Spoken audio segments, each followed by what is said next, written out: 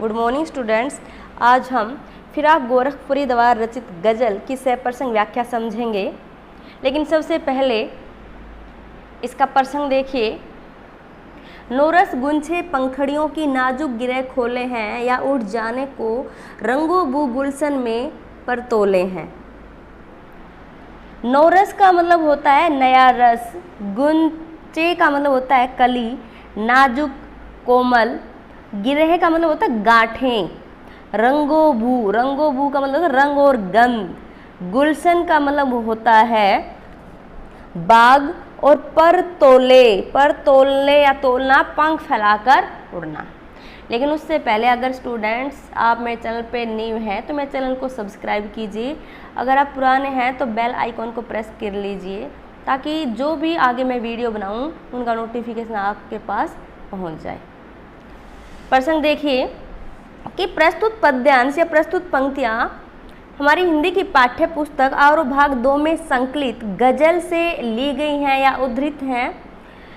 इन पंक्तियों में जो कवि हैं फिराक गोरखपुरी ने यहाँ पे प्रकृति का बहुत ही सुंदर वर्णन किया है। व्याख्या देखिए। नोरस गुंछे पंखड़ियों की नाजुक गिरह खोले हैं।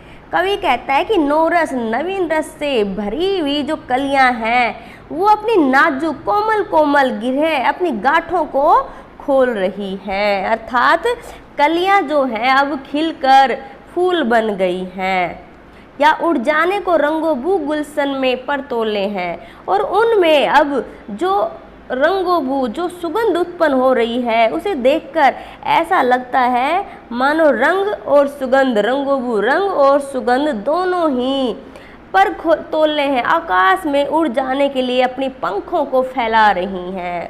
भाव क्या है, कवि क्या कहना चाहते हैं इन पंक्तियों के माध्यम से कि जो कलियां हैं अब खिलकर फूल बन गई हैं और अब वो चारों तरफ अपनी जो सुगंध है, अपनी मनोरम सुगंध को फैला रही है। विशेष देखिए, इस शेर में कवि ने प्रकृति सौंदर्य का बहुत ही सजीव वर्णन किया है। यह जो शेर है संयोग श्रृंगार की भूमिका के लिए लिखा गया है, और इस शेर में संदेह अलंकार मतलब यहाँ पर हमें सही प्रकार से पता नहीं है कि किसके बारे में कवि कह रहा है, और संपूर्ण शेर जो है यहाँ पे उर्दू भाषा का प्रयोग किया गया है, जैसे गुंछे हैं, गिरे हैं, रंगोबू, गुलशन आदि उर्दू शब्दों का सफल प्रयोग यहाँ पे किया गया है। नेक्स्ट पैरा देखिए।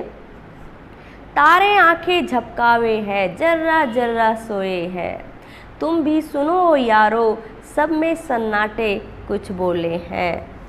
झपकावे का मतलब है झपकना, और जर्रा जर्रा का मतलब है कण कण, सब का मतलब है रात, क्या है सब रात, और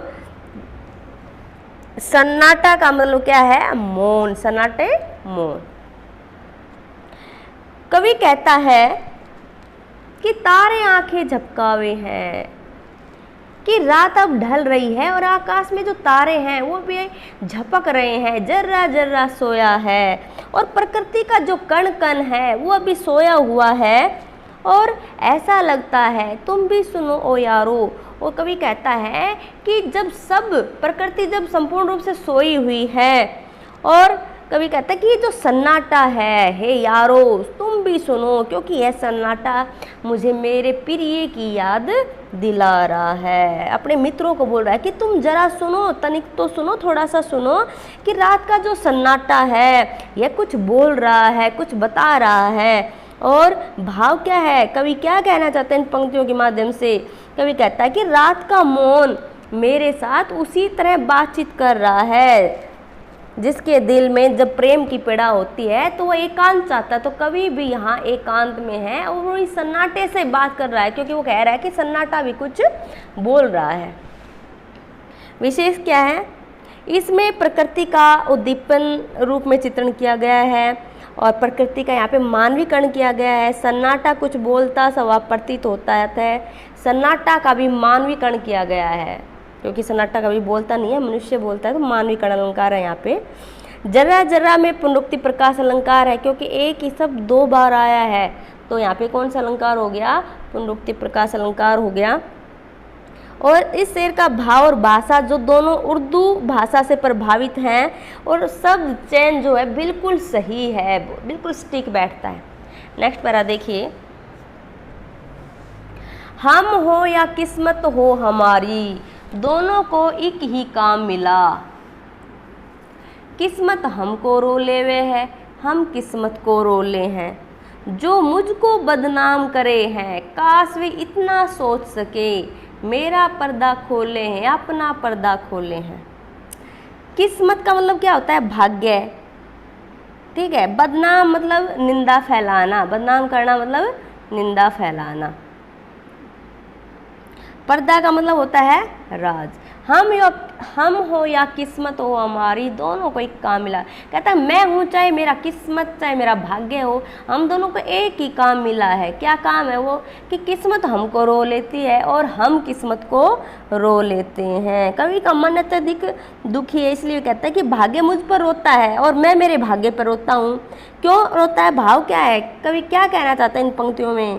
कवि कहना चाहता है क्योंकि कवि तो घोर निराशा का शिकार है और वह स्वयं को कोस रहा है और किस्मत उसको कोस रही है। देखो ये भी किस्मत के भरोसे बैठा है और जो कवि है वो किस्मत की, मेरी किस्मत में ऐसा है।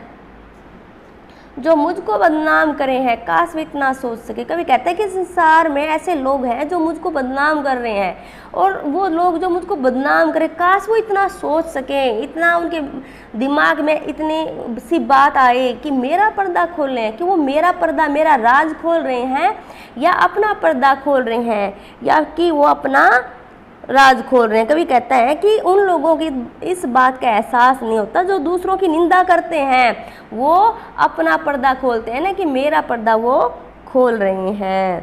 क्योंकि जिसकी वो निंदा करते हैं लोग उसे अच्छी प्रकाश जानते हैं कि इसका जो व्यक्तित्व है वो कैसा है। यदि हम किसी की निंदा करते हैं तो हमारी अपनी बुराई प्रकट होती है। तो कवि कहता है कि उन लोगों को ये पता नहीं है कि वो मेरा राज खोल रहे हैं, अपने बारे में बता रहे हैं। विशेष देखिए, पहले शेर में कवि अपने भाग्य को कोसता है, किस्मत को, और इन शेरों में कवि ने उर्दू भाषा का सफल प्रयोग किया गया, जैसे किस्मत है, बदनाम है, पर्दा आदि शब्दों का यहाँ पे उर्दू शब्दों का बहुत ही सुंदर प्रयोग किया है कवि ने। और अभिव्यक्ति की दृष्टि से ये सभी जो शेर हैं वो हृदय को छूने वाले हैं। नेक्स्ट देखिए,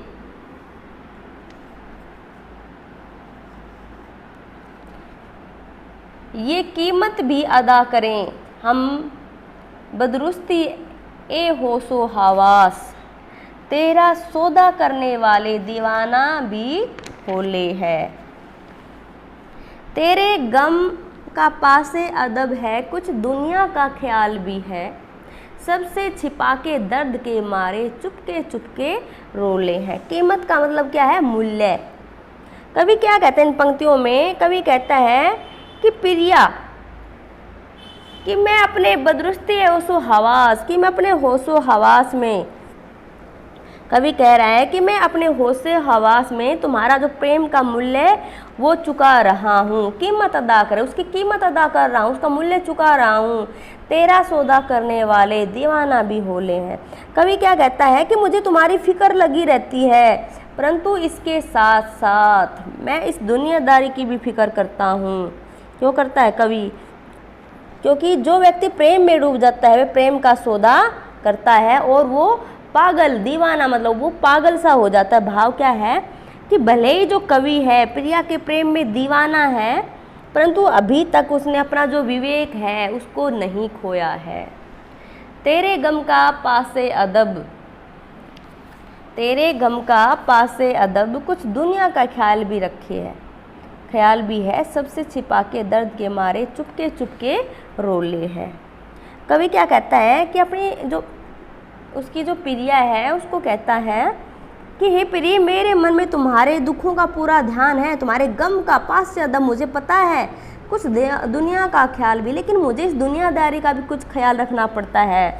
मैं हमेशा तुम्हारी चिंता करता हूँ, तुम्हारी फिक्र रखती है, लेकिन इसके साथ साथ मुझे दुनियादारी की भी चिंता है, सबसे छिपा के दर्द के मारे। और संसार यह नहीं चाहता कि मैं तुम्हारे प्रेम में मगन रहूं, इसलिए मैं अपने दर्द को सबसे छुपाता हूं और चुपके चुपके रोता हूं। मैं तुम्हारे प्रेम में हमेशा चुपके चुपके रोता रहता हूँ, अपने दर्द को लोगों के सामने प्रकट या जाहिर नहीं होने देता। चुपके चुपके में यहाँ पे पुनरुक्ति प्रकाश अलंकार है और संपूर्ण पद में उर्दू शब्दों का बहुत ही सुंदर प्रयोग किया गया है। शब्द चयन बिल्कुल सही उचित भाव के अनुकूल है और वियोग श्रृंगार, क्योंकि उसकी प्रिया नहीं है, उसके वियोग में वो कवि जो है वो रो रहा है, तो यहाँ पे वियोग श्रृंगार का बहुत ही सुंदर प्रयोग हुआ है। फितरत का कायम है तवाजुन आल में हुस्नो इश्क में भी, उसको उतना ही पाते हैं खुद को जितना खो लेते हैं। फितरत का मतलब क्या होता है? स्वभाव। क्या होता है फितरत? स्वभाव होता है। कवि इन पंक्तियों में कहता है कि सौंदर्य और प्रेम में मनुष्य की प्रवृत्ति बहुत ज़्यादा अधिक महत्व रखती है।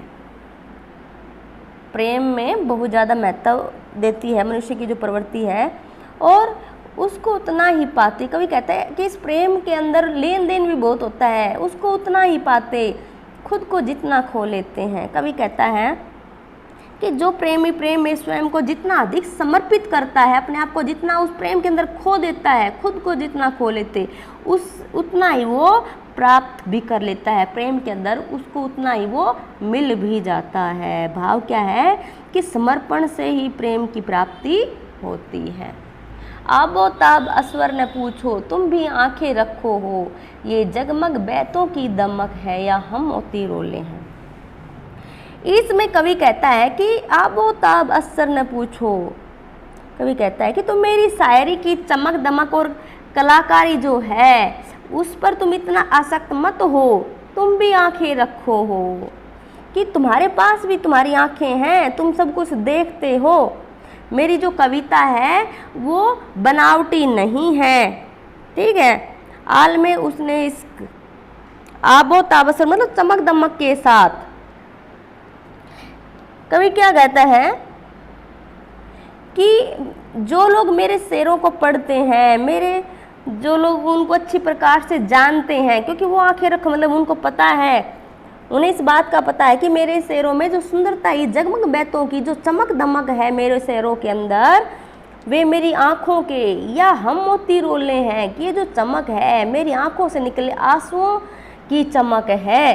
क्योंकि जो कवि है वो अपनी प्रिया के वियोग में आंसू बहाता है, और जब वो आंसू बहाता है तो उसी के कारण वो ये शेर लिखता है, जिसके कारण जो मेरी कविता है जगमग बैतों की मेरी कविता चमक रही है, लोगों को मेरी कविता पसंद आ रही है।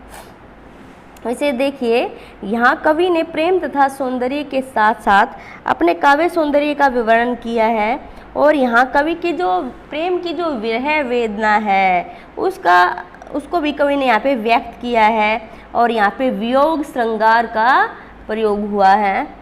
मोती रोले, आंखें रखना आदि जो बहुत सुंदर जो मुहावरे हैं उनका प्रयोग हुआ है। पहले शेर में ध्रुव मतलब कठिन भाषा का प्रयोग हुआ है इसमें, लेकिन जो सेकंड है इसमें बहुत ही सरल भाषा का प्रयोग हुआ है।